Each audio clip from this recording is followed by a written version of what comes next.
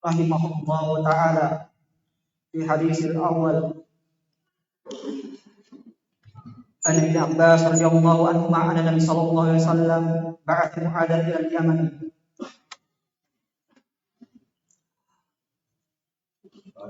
an Abi Ma'bad maula Ibn Abbas yaqulu لما صلى الله عليه وسلم على النحو اليمن قال له إنك تقدم على قوم من أهل الكتاب فليكن أول ما تدعوهم إلى أن يوحدوا الله تعالى فإذا عرفوا ذلك فأخبرهم أن الله فرض عليهم 5 صلوات في يومهم وليلتهم فإذا صلوا فأخبرهم أن الله فرض عليهم زكاة في أموالهم تؤخذ من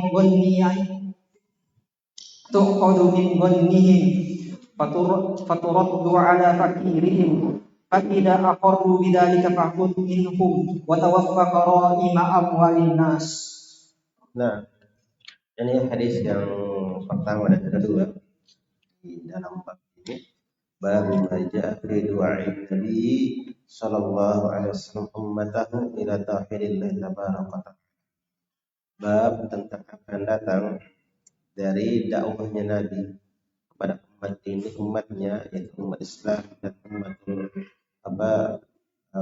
dakwah, mengajak kepada tauhid, mengesahkan Allah Subhanahu wa taala tabaraka wa taala.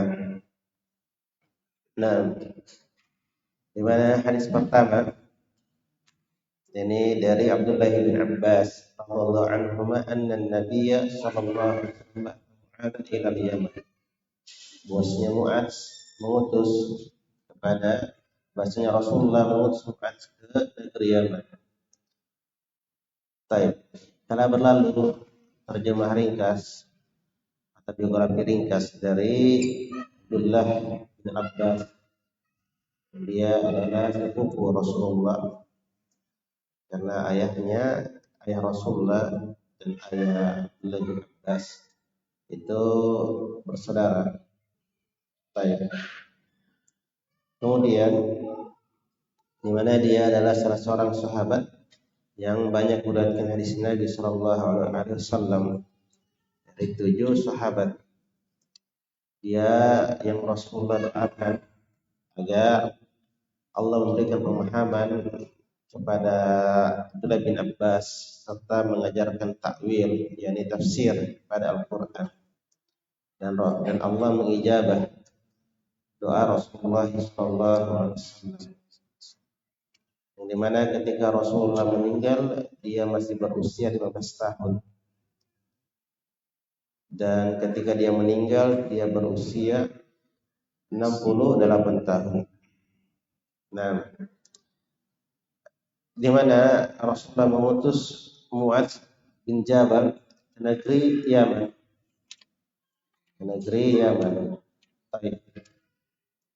Di mana Yaman itu adalah negeri yang ma'ruf. Dia dekat dari Saudi Arabia sekarang ini. Dan Yaman itu memiliki keutamaan sendiri dibanding negeri-negeri yang lain. Rasulullah SAW pernah berkata, al-iman Yaman, al-fiqhu Yaman. Iman itu ada di Yaman dan pemahaman itu ada di Yaman. Dan penduduk Yaman adalah orang-orang yang lembut hatinya. Nah, paling cepat di dalam memaafkan, dan keutamaan-keutamaan yang lain dari negeri Yaman. Kemudian Yaman itu kaitannya dengan hadis kedua setelahnya. Jadi karena hadis pertama berkaitan tentang Rasulullah mengutus Mu'adz ke negeri Yaman, yang dimana tujuan pengutusannya adalah untuk berdakwah kepada penduduk Yaman tersebut. Sebelumnya kita jelaskan para salaf terdahulu itu di dalam membahas perkara tauhid, mereka lebih menekankan pada tauhid asma, karena di masa itu sangat banyak ketergelinciran dari kelompok-kelompok seperti Asy'ariyah, Mu'tazilah. Nah, mereka terlalu banyak mentakwil. Bahkan sebagian pembahasan nanti seperti apa ternukilkan di dalam Fathul Bar, itu banyak Imam Ibnu Hajar menukil pendapat-pendapat yang secara umum tidak bersesuaian dengan apa yang seharusnya terpahami dari Ahlus Sunnah di dalam di dalam menafsirkan nama sifat Allah Subhanahu wa taala. Nanti semisal berlalu pembahasan tentang keutamaan suratul Ikhlas. Baik. Jadi secara umum hadis pertama ini itu penjelasan bahwasanya Rasulullah mengutus Mu'adz ke negeri Yaman untuk mendakwahkan tauhid. Dan bukan seorang diri Mu'adz diutus, juga bersama seorang sahabat. Ini dijelaskan di hadis berikutnya, itu dari Abdullah bin Abbas juga. Yani tatkala lamma ba'athan nabiyyu, tatkala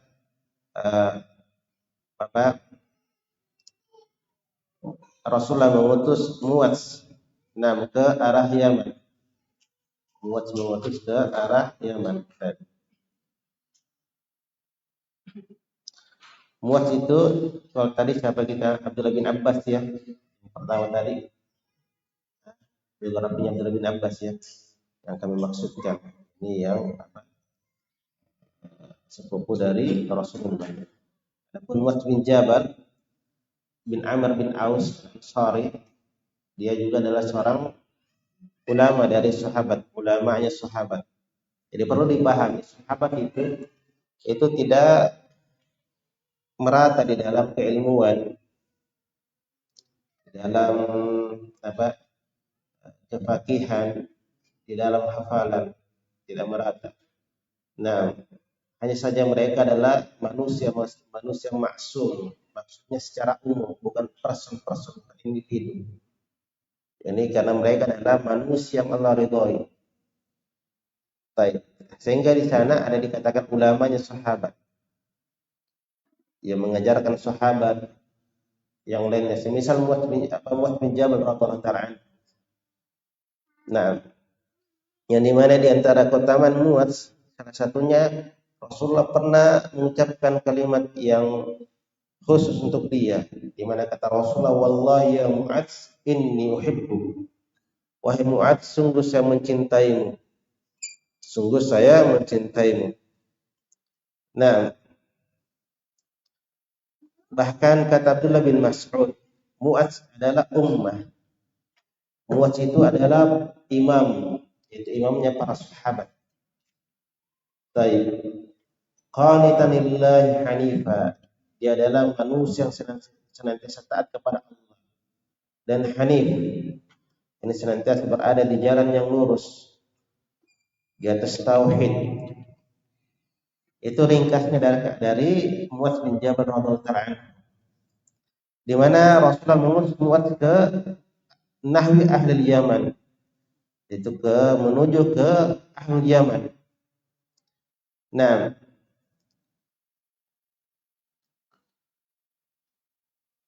qala lahu innaka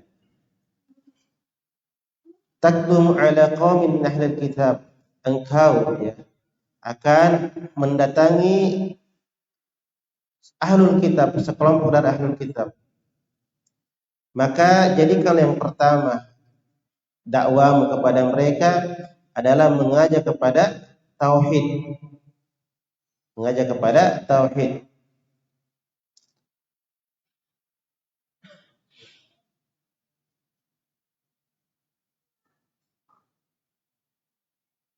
Nah, perlu dipahami, saya katakan tadi bahwasanya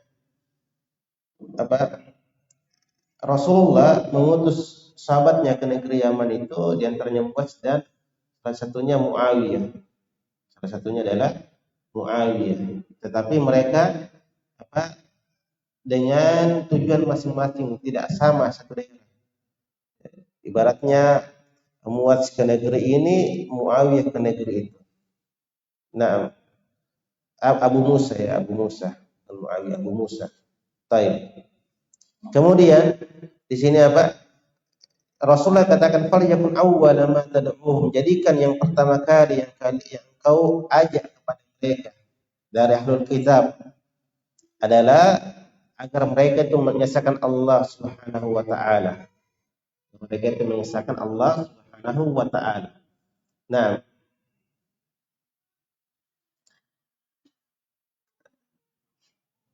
kalau kita lihat dari sini, yang pertama, ahlul kitab itu adalah dari orang-orang yang diberikan kitab, yaitu al-Yahud wal Nasara. Makanya dikatakan ahlul kitab. Sebagiannya mengatakan orang-orang Majusi juga adalah ahlul kitab.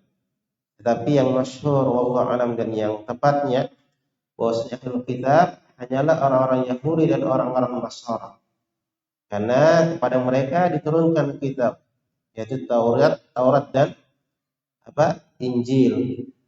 Nah, kemudian di sini kalimat ayyuhidullah ta'ala, yaitu agar mereka beribadah mentauhidkan Allah Subhanahu wa taala. Mentauhidkan Allah Subhanahu wa taala. Baik. Tauhid sebagaimana kita maklumi itu terbagi atau kita bisa katakan 3 jenis. Kita bisa katakan 3 jenis, yaitu tauhid uluhiyah, rububiyah, asma sifat. Nah, kemudian sebagaimana saya katakan pembahasan secara umum di kitab-kitab imam-imam terdahulu kalau membahas tentang tauhid, akan mereka fokusnya kepada tauhid asma sifat. Adapun setelah ya di zaman-zaman sekarang seperti di masa Syekh Muhammad bin Abdul Wahhab, itu dia fokus pada pembahasan tauhid uluhiyah. Karena memang di situ yang sekarang kebanyakan orang terjatuh. Dan memang itu inti dari dakwah Rasulullah. Inti dari dakwah Rasulullah. Nah, makanya sebagian para ulama membagi tauhid yaitu tauhid uluhiyah dan rububiyah. Karena semua sifat masuk pada rububiyah. Di mana rububiyah itu kebanyakan manusia memahaminya. Hanya saja ya sejarah itu membuktikan bahwasanya memang orang-orang terdahulu pada ketergelincirannya sebagiannya pada nama dan sifat Allah, mentakwilnya, mentaktil, mentahrif. Nah, sehingga kita dapati pada pembahasan kitab-kitab terdahulu itu ketika mereka menyebutkan tauhid, mereka lebih condong pada apa? Pemahaman larangan dari mentasbih, ya. Larangan dari an-nafyu al-mutasyabih, larangan dari mentasbih Allah Subhanahu wa taala dan semisalnya. Baik. Tetapi di sini ya yang diinginkan di sini tauhid di sini adalah melingkup seluruh makna tauhid. Tauhid uluhiyah, rububiyah dan asma sifat. Dan di sini ayyuhidullah ta'ala, ayyuhidullah agar mereka mengesahkan Allah. Masuk pada makna ya ini syahadatain. Asyhadu an la ilaha illallah wa asyhadu anna Muhammadan abduhu wa rasuluh. Karena tidaklah sempurna syahadat Allah ilaha illallah tanpa kita mempersaksikan juga bahwasanya Muhammad adalah utusan Allah. Muhammad adalah utusan Allah. Nah, itu tidak benar syahadatnya seseorang, tidak benar syahadatnya seseorang ketika hanya dia persaksikan atau meyakini la ilaha illallah tanpa dia yakini bahwasanya Rasulullah adalah utusan Allah.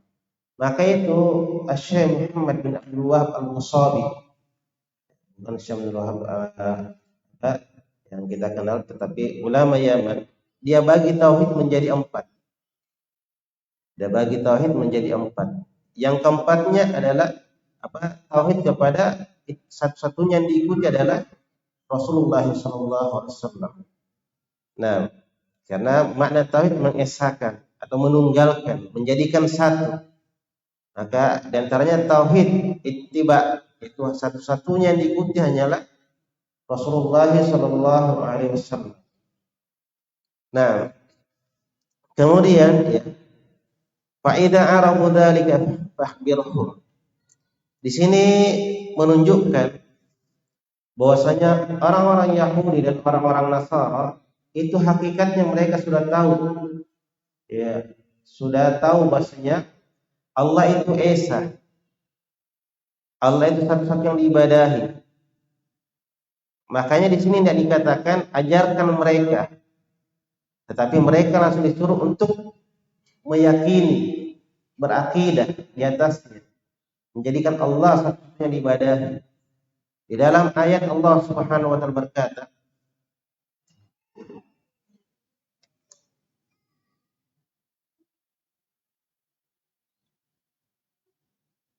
mereka mengetahui al-haq kama ya'rifuna abna'ahum, sebagaimana mereka mengetahui ya, anak-anak mereka.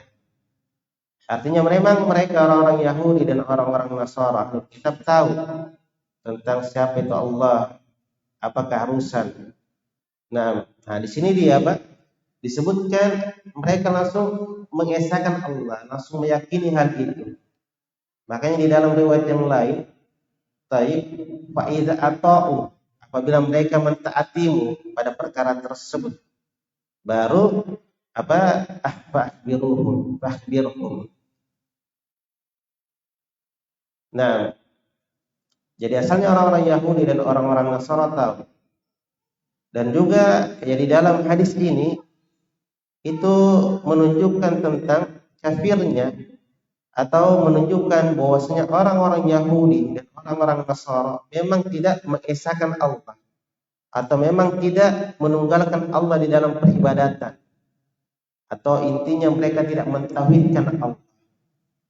Buktinya apa? Disuruh muat oleh Rasulullah agar yang pertama kali dia ajak kepada mereka agar mereka mentauhidkan Allah. Dan terbukti di dalam Al-Qur'an, orang-orang Yahudi mengatakan Uzairun ibnullah. Uzair itu adalah anak Allah. Orang-orang Nasr mengatakan Al-Masih ibnullah. Al-Masih Isa adalah anak Allah. Menunjukkan bahwasanya orang-orang Yahudi, orang-orang Nasara itu tidak mentauhidkan Allah. Mereka apa? Mereka mengambil sembahan-sembahan yang lain. Kemudian setelah mereka meyakini, berakidah dengan hal itu, nah, kata Rasulullah, fa idza arafu dzalik, apabila mereka telah meyakini hal itu, mengetahui bahwasanya memang satu-satunya yang kita ibadahi, kita berkeyakinan, kita beriktikad ada pada perkara tersebut, fakhbirhum, maka kabarkan kepada mereka bahwasanya Allah Subhanahu wa taala telah mewajibkan atas mereka 5 salat yang wajib di setiap hari dan malamnya. Dan ini hal yang disepakati atau hal yang dimaklumi kapan kewajiban salat itu, yaitu setelah diutusnya Rasulullah, dipanggilnya Rasulullah menuju ke langit itu Mi'raj, ketika kisah Isra Mi'rajnya Nabi. Adapun tahun tepatnya itu silang pendapat di kalangan para ulama. Ada mengatakan Isra Mi'raj terjadi 3 tahun sebelum hijrahnya Nabi ke negeri Madinah. Ada yang mengatakan di tahun ke-10 ketika Rasulullah berada di Mekkah. Nah, dan selainnya. Tetapi yang pastinya yang sangat tepatnya ketika Rasulullah Isra Mi'raj, di situ diwajibkan salat 5 waktu ini. Nah, perhatikan salat 5 waktu ya diakhirkan pensyariatannya. Padahal kita ketahui tidak ada dosa yang lebih besar atau dosa-dosa yang dilakukan oleh manusia di muka bumi ini, itu tidaklah menjadikan seseorang itu menjadi kafir kalau dia lakukan. Tetapi salat, seseorang ketika dia tidak lakukan maka menjadi kafir. Bersama dengan itu diakhirkan pensyariatannya. Didahulukan apa? Yang paling pentingnya di dalam kehidupan ini, yaitu tauhid. Itu bagaimana seorang mengesahkan Allah di dalam peribadatan. Oleh karena itu, ayyuhal hadirin wal hadirat, jangan anggap sepele permasalahan ini. Mungkin kita sudah sering atau seolah-olah kita paham betul, ya, bagaimana tauhid itu. Benar, mungkin kita paham definisinya, tetapi di dalam mengamalkannya itu yang kita butuh latihan. Dan semakin sering kita mendengarkan kalimat-kalimat tentang tauhid, insyaallah taala semakin terpancing kita di dalam mengesahkan Allah Subhanahu wa taala. Dan jangan anggap tauhid itu hanya permasalahan bagaimana kita hanya sujud kepada Allah, hanya berdoa kepada Allah. Banyak hal tentang hati ini sangat gampang menyimpang, menyeleweng, memalingkan. Hati ini sangat gampang terpalingkan dari Allah Subhanahu wa taala. Sangat gampang terpalingkan dari Allah Subhanahu wa taala. Maka pentingnya kita memahami permasalahan ini. Baik. Kemudian fa idza sallu fakhbirhum anna Allah iftarad alaihim zakat amwalihim tu'khadhu min aghniyihim wa turaddu ala faqirihim. Dan fa idza aqarru bidzalika fakhudh minhum wa tawaqqa karaima amwalin nas. Ini permasalahan tentang zakat, dan dia merupakan rukun yang ketiga di dalam agama ini. Nah, rukun yang ketiga di dalam agama ini. Baik. Dan ini kita maklumi, baru saja kita menjelaskan permasalahan ini pada beberapa berkaitan tentang zakatul fitr dan zakatul mal.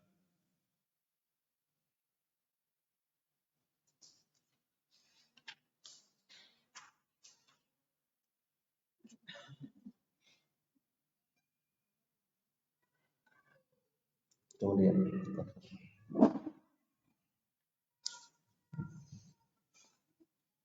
atau sebelumnya, ya. Jadi di sini dikatakan Rasulullah mengutus Mu'adz ke negeri Yaman.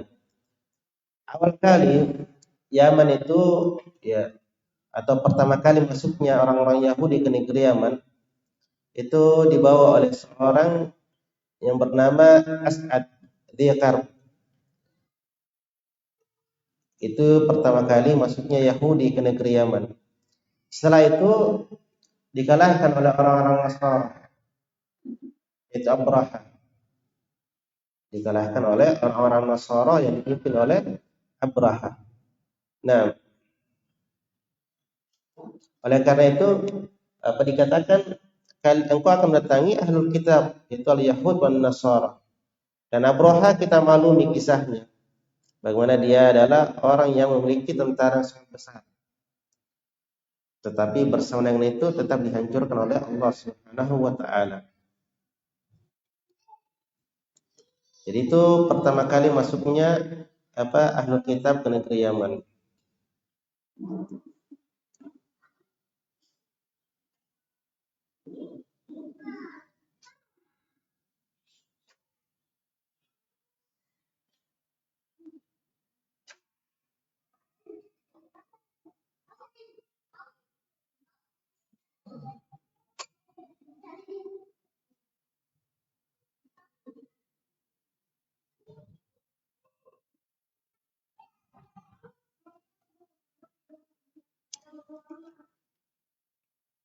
Baik.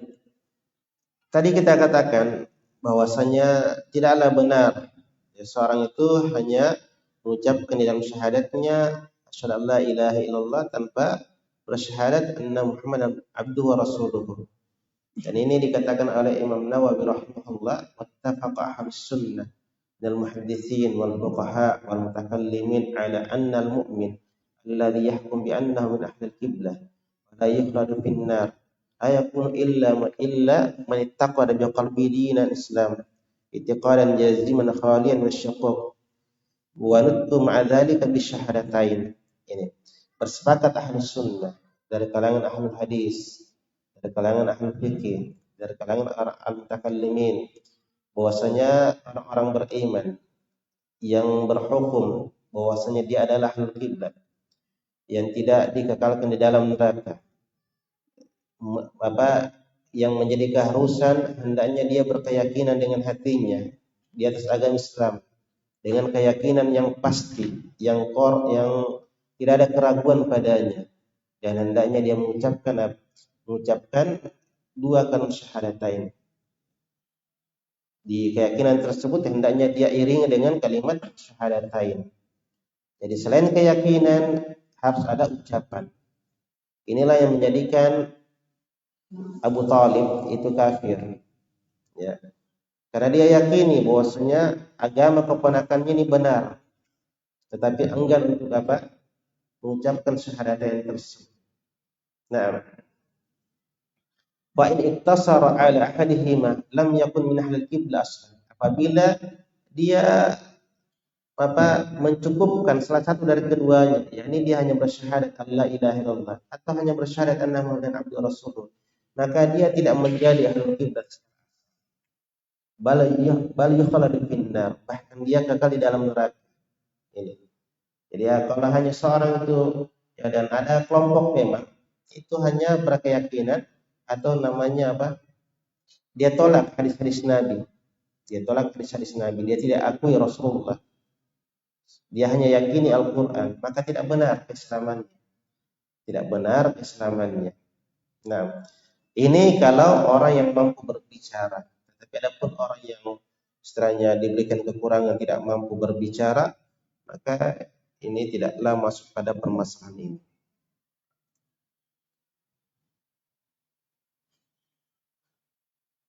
Kemudian di dalam hadis ini juga ya, sebagai pelengkap tergambarkan kepada kita bahwasanya tauhid itu adalah, atau yang nampak dari hadis ini, bahwasanya tauhid itu adalah mengikhlaskan ibadah kepada Allah, memurnikan ibadah hanya kepada Allah Subhanahu wa taala dan menjauhi apa yang selainnya, dan masuk mengimani tentang nama dan sifat, masuk pada mengimani nama dan sifatnya sebagaimana apa yang datang dari Al-Qur'an dan hadis Nabi sallallahu alaihi wasallam. Baik.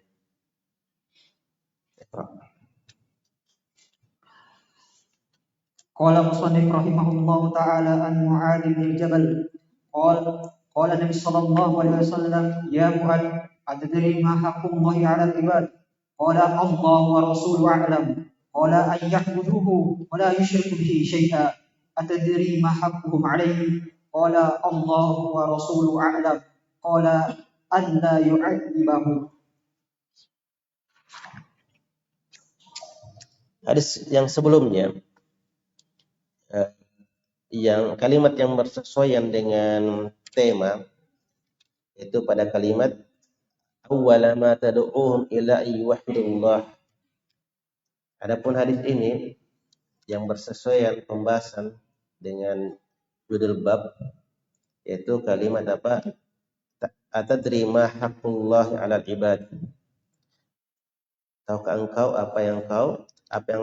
apa hak Allah terhadap hamba-hambanya, yaitu ayyuhidullah, agar engkau mengesahkan Allah. Tapi di dalam hadis ini, ya hadis yang masyhur dari Mu'adz bin Jabal. Nah, jadi sebelumnya Mu'adz bin Jabal diutus ke negeri Yaman itu di tahun ke-10 Hijriyah. Di tahun ke-10 Hijriyah.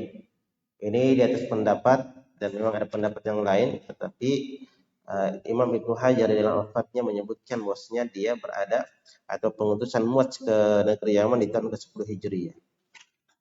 Dan di tahun berikutnya Rasulullah beberapa saat kemudian Rasulullah telah meninggal. Oleh karena itu ketika Rasulullah ingin melepas Mu'adz bin Jabal, dia berkata, "Ya Mu'adz, bisa jadi engkau tidak akan menjumpaiku lagi setelah ini."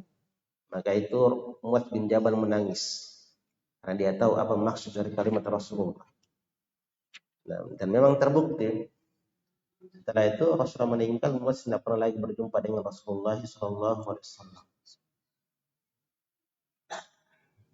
Kemudian di sini bagaimana disebutkan di sini?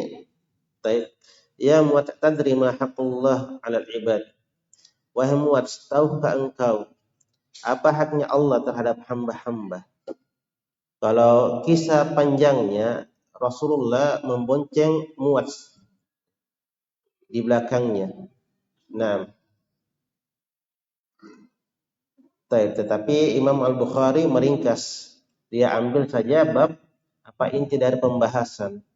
Di mana dikatakan, wahai Muadz, apakah engkau tahu apa haknya Allah terhadap hamba? Jadi apa keharusannya Allah atau apa keberhakan Allah terhadap hamba-hambanya? Apa kewajiban hamba kepada Allah yang harus hamba tunaikan? Qala Allah wa Rasuluhu a'lam. Maka Muadz berkata, Allah dan Rasulnya lebih mengetahui. Qala an ya'budu wa la yusyriku bi syai'a. Maka Rasulullah mengatakan agar hamba tersebut itu beribadah hanya kepadanya dan tidak melakukan kesyirikan sedikit pun. Nah, kemudian perhatikan kalimat ini, an ya'budu wa la yusyriku bi syai'an. Seharusnya telah mencukupi kalimat an ya'budu. Telah mencukupi sebagaimana hadis yang sebelumnya tadi. Yani an yuwahhidullah. Tetapi di sini kita bisa petik faedah. Sekedar beribadah kepada Allah. Memang seorang ada setiap ibadahnya, misalnya sholatnya, berdoanya atau mintaannya memang kepada Allah. Kepada Allah. Ada makna tauhid. Tetapi satu sisi dia serahkan doanya juga pada selain Allah. Dia berdoa kepada Allah satu sisi, kemudian satu sisi dia berdoa kepada selain Allah. Dia sujud kepada Allah di masjid. Ketika dia pergi di kuburan orang-orang dikeramatkan, dia sujud juga di situ. Maka tauhid tidaklah benar kecuali kosong dari kesyirikan juga. Makanya Rasulullah gandengkan an ya'buduhu wa la yusyriku bi syai'a. Agar orang-orang tersebut beribadah hanya kepada Allah, kemudian dia tidak melakukan kesyirikan kepada Allah. Makanya Imam Al-Albani rahimahullah atau sebagian para ulama menyebutkan ada orang-orang yang beribadah di masjid. Ketika di masjid betul-betul mengikhlaskan segala hal kepada Allah, dari sujudnya, dari rukuknya, dari doanya. Tetapi ketika dia keluar, maka dia langsung berpaling kepada Allah. Ketika ada hajat, dia pergi kepada penghuni kuburan, dia pergi di tempat yang dikeramatkan, dia meminta-minta di situ. Makanya di sini ditekankan seseorang beribadah kepada Allah, kemudian dia tidak melakukan kesyirikan sedikit pun kepada Allah Subhanahu wa taala. Nah, kemudian kata Rasul, atadri ma haqqum alaihi, tahukah engkau apa haknya hamba kepada Allah? Yani apa hamba yang dia dapatkan ketika melakukan hal itu? Maka kata Rasulullah atau kata Muadz, Allah wa Rasulullah a'lam. Dan di sini juga kita bisa ambil petikan faedah yang sering terulang. Kalau ada yang tidak kita ketahui pada perkara agama, tidak ada masalah kita katakan wallahu a'lam. Itu lebih selamat dibanding kita sok mengetahui, sok tak istilahnya kita. Tidak ada dosa kalau kita tidak ada dosa kalau kita mengakui bahwasanya saya tidak tahu pada perkara tersebut. Nah, dibanding kita memaksakan diri untuk menjawab dalam keadaan kita tidak paham. Di sini kata Rasulullah bahwasanya Allah yu'adzibahum. Allah tidak akan mengadab mereka. Ini pada bab musyakalah, min bab musyakalah, ini min bab kebersamaan atau istilahnya balasan yang setimpal. Bukan maknanya Allah wajib harus tidak mengadab. Nah, tidak, bukan itu maksudnya.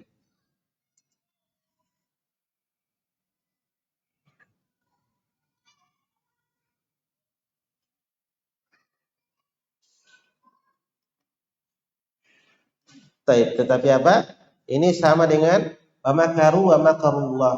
Wa makaru wa makarullah. Mereka berbuat makar kepada Allah, atau mereka berbuat makar, maka Allah juga memberi makar. Artinya kalau bisa kita katakan al-jaza min jinsil amal. Balasan itu sesuai dengan amalannya. Kita tidak melakukan kesyirikan kepada Allah, maka Allah membalas kita memberikan ganjaran kepada kita surganya. Allah tidak mengadab kita.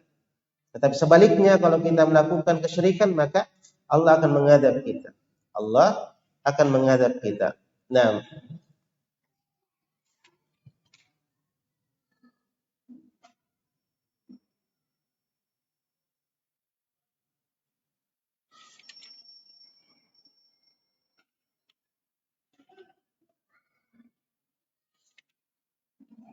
kemudian perlu kita pahami ya. Di sini apa makna dari ibadah? Apa makna dari ibadah? Dan ini sering kita dengar, ibadah, kita harus beribadah, kita harus beribadah. Maka ya banyak pendefinisian ibadah. Di antaranya seperti Imam Ibnu Hibban berkata, bahwasanya ibadatullah, beribadah kepada Allah adalah iqrar bil lisan wa tasdiqu bil qalb wa amal bil jawarih. Ini makna dari ibadah. Seseorang harus mentakrir dengan lisan. Yani harus dia benarkan dengan lisannya, dan harus dia yakini dengan hatinya, dan harus dia amalkan dengan anggota badannya. Seperti bersyahadat. Seseorang mengucapkan syahadat itu ibadah. Seseorang bersyahadat itu ibadah. Maka tidak benar pengucapan syahadat kecuali terkumpul padanya 3 hal itu. Apa itu? Dia ucapkan dengan lisan. Makanya tadi Abu Thalib tidak dikatakan masuk ke dalam Islam karena dia tidak datangkan yang satunya. Kemudian dengan ucapan tersebut dia yakini apa yang dia ucapkan, yakni kandungannya, konsekuensinya. Kemudian setelah dia ucapkan, dia amalkan keharusan dari kalimat tersebut. Di antara amalannya tidak boleh melakukan kesyirikan, karena itu lawan dari syahadatnya.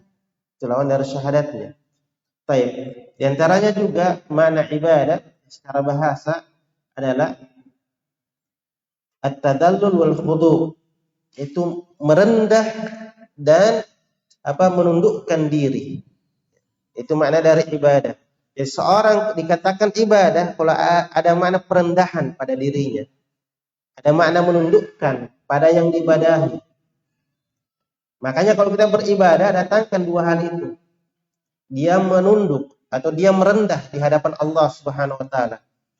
Orang kalau berdoa, tetapi dia berdoa, ya Allah, ya kabulkanlah kalau kamu mau. Ini kan ada kesombongan. Berarti tidak mungkin akan diterima atau dijabah doanya. Karena dia datang dengan bersombong diri kepada Allah. Seolah-olah itu hanya formalitas ketika dia berdoa.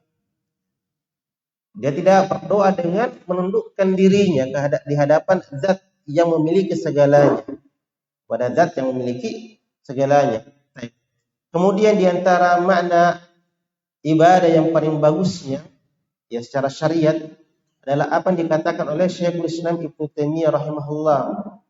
Ini banyak, seperti di dalam kitab Al-Ubudiyah disebutkan bahwasanya al-ibadah ismun jami' li kulli ma yuhibbullahu yarda. Ibadah itu adalah sebuah nama yang global yang mengumpulkan segala apa yang Allah ridhoi dan apa yang Allah cintai. Minal aqwali wal af'ali, dari ucapan-ucapan ataupun perbuatan-perbuatan al-zahira wal batinah, baik yang nampak ataupun yang tersembunyi, itu ibadah. Kuncinya ibadah dicintai dan diridhoi oleh Allah Subhanahu wa taala.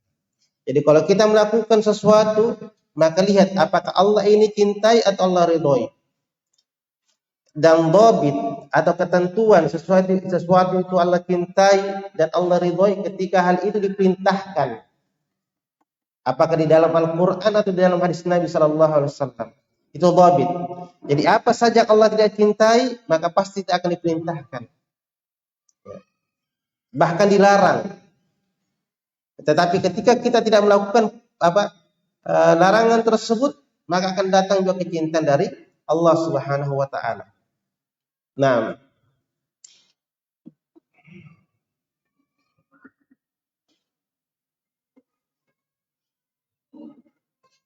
kemudian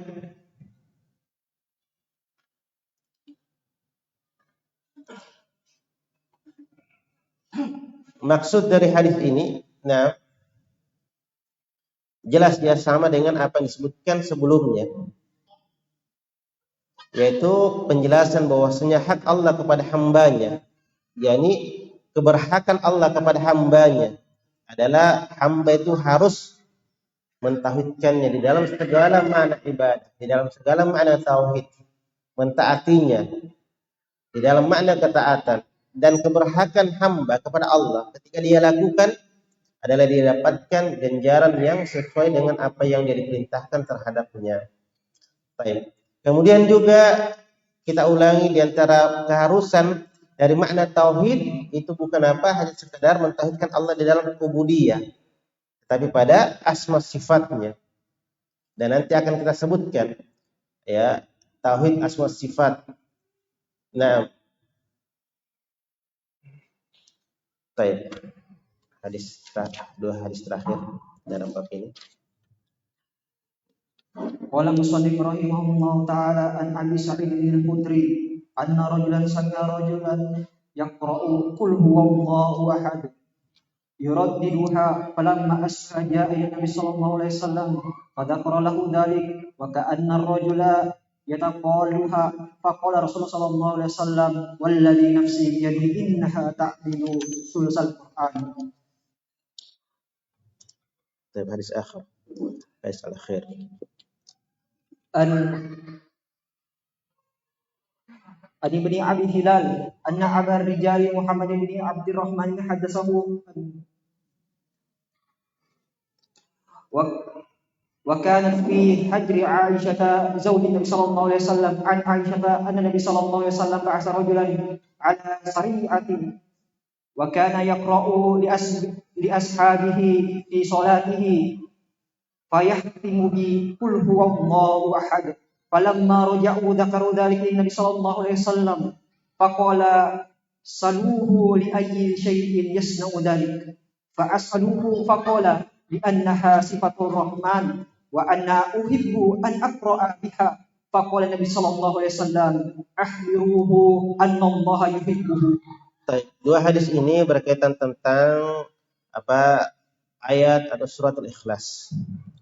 Di mana yang riwayat pertama dari Abu Sa'id Al-Khudri radhiyallahu taala anhu, nama aslinya Sa'd bin Malik bin Sinan. Yang dia juga salah seorang sahabat yang paling banyak meriwayatkan hadis. Dia meninggal di usia 76 tahun atau 74 tahun. Kemudian ya di sini disebutkan bahwasanya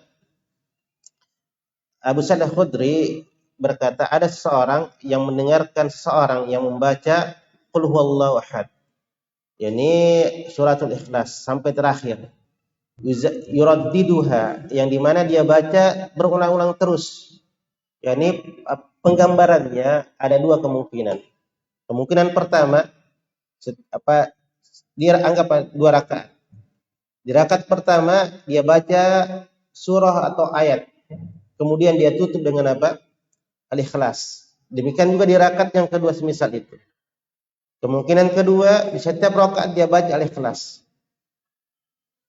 Setiap rakaat dia baca Al-Ikhlas. Nah, falam asbaha jaa ila Nabi sallallahu alaihi wasallam, maka tatkala di subuh hari dia datang kepada Nabi sallallahu alaihi wasallam, kemudian dia menyebutkan perkara tersebut. Wa ka'anna ar-rajulu yataqalluha, seolah-olah laki-laki yang mendengarkan sahabatnya membaca ini, dia jadi yang mendengar menganggap enteng bahwasanya apa itu suratul Ikhlas, sedikit sekali ya. Nah, faqala Rasulullah, maka Rasulullah berkata, walladzi nafsi biyadihi, demi zat jiwaku yang berada di tangannya. Dari kalimat ini ya kita bisa pahami di antara sifat Allah memiliki tangan. Itu satu dulu. Dan akan datang pembahasan yang lebih sering tentang di antara sifat Allah Subhanahu wa taala. Salah satunya di sini. Ya, si Allah memiliki tangan. Bagaimana tangan Allah bagaimana seterusnya pembahasan tentang tangan Allah akan datang babnya. Apakah tangan Allah itu seluruhnya kanan atau ada kirinya, akan datang babnya insyaallah taala.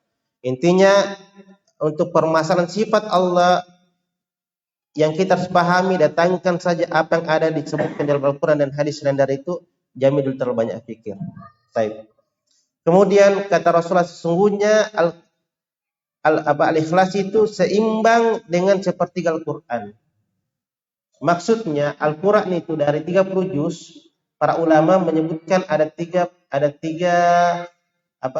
pembagiannya. Ada tiga kandungan yang terkandung di dalam Al-Quran itu. Yang pertama, sepertiga pertama itu seluruhnya tauhid.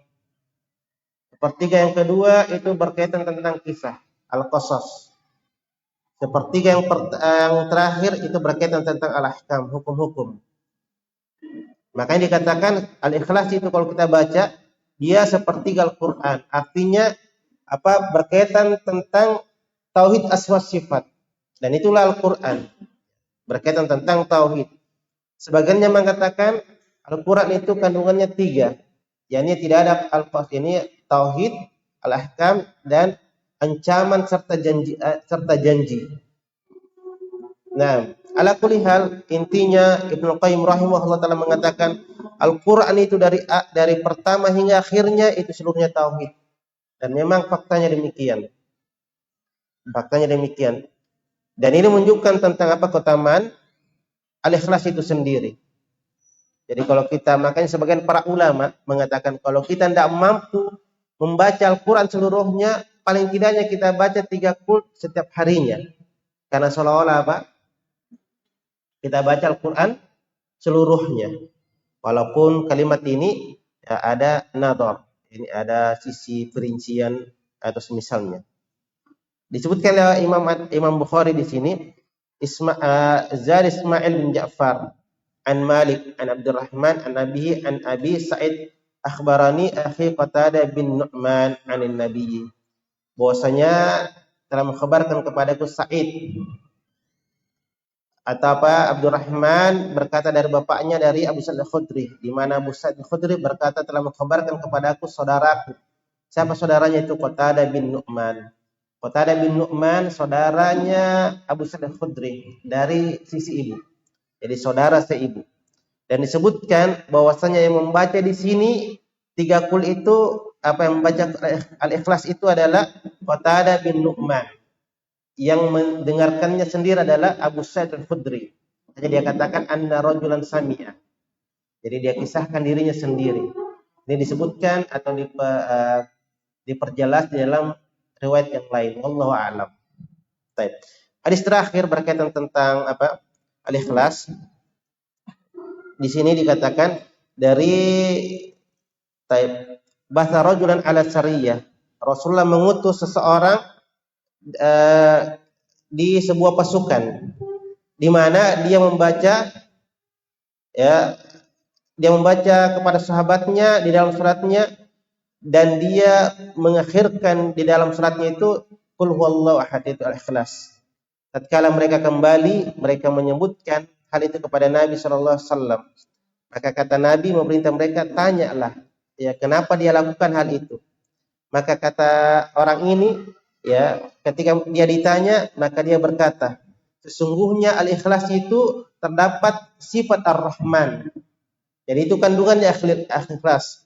Itu qul huwallahu ahad, Allah samad. Itu kan sifat-sifat ar-Rahman seluruhnya.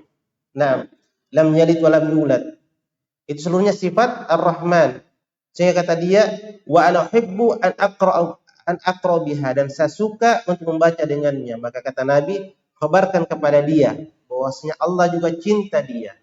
Jadi ini keutamaan dan membaca surat al-ikhlas. Membaca surat al-ikhlas ini Allah akan cinta kita. Tetapi kecintaan di sini keterkaitan kalau kita membacanya dan tadabbur, memahami maknanya.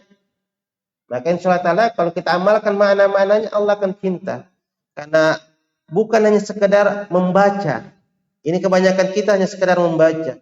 Sehingga kecintaan Allah itu susah kita dapatkan. Tidak ada pengamalan. Sama kalau kita hafalkan nama dan sifat Allah, al-asmaul husna itu. Dan tidak sekedar dihafal, tetapi diamalkan. Sehingga dengan itu janjinya akan kita raih. Baik. Kemudian di sini dari hadis terakhir dari Aisyah ini ada fikih yang bisa kita dapatkan. Yang pertama, bolehnya kita baca atau kita baca dalam surat kita mengulang-ulang ayat. Kalau misalnya pendek bacaan kita atau sedikit bacaan kita, maka boleh kita ulang-ulang terus. Misalnya di rakaat pertama kita baca An-Nas, rakaat kedua kita baca An-Nas lagi. Kalau tidak ada hafalan, boleh. Kemudian bolehnya dalam satu rakaat kita baca 2 surah. atau 2 ayat. Misalnya ini, ya di rakaat terakhir di rakaat awal dia baca Al-Baqarah misalnya, dia tutup dengan Al-Ikhlas. Sebagaimana kemungkinan yang kedua tadi kita katakan. Baik. Kemudian pembahasan yang terakhir, kalimat yuhibbuhullah. Di antara sifat Allah Ar-Rahman adalah Allah memiliki sifat Al-Mahabbah. Al-Mahabbah itu kecintaan hakikat. Kecintaan sebagaimana Allah murka, marah. Sebagian para ulama seperti di dalam kitab Al-Fath, Imam Ibnu Hajar menukil sebuah kalimat bahwasanya diinginkan di sini as-sawab wal jaza, yaitu pahala dan balasan. Dan ini dikritik. Ini makna dari takwil. Ya, ini makna dari takwil. Jadi sebagian para ulama terdahulu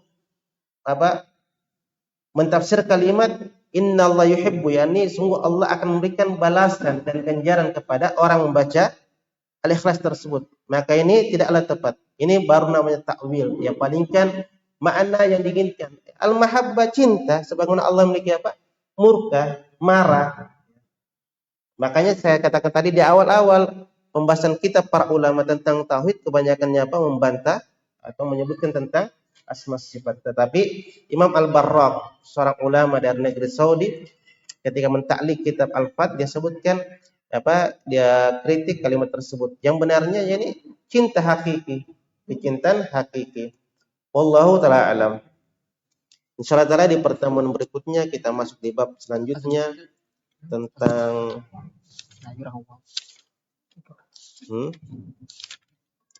yakni bab kedua dari kitab Tauhid ini, bab qaulillahi taala qulidullah awidur rahman ayyama tad'u falahu al-asmaul husna.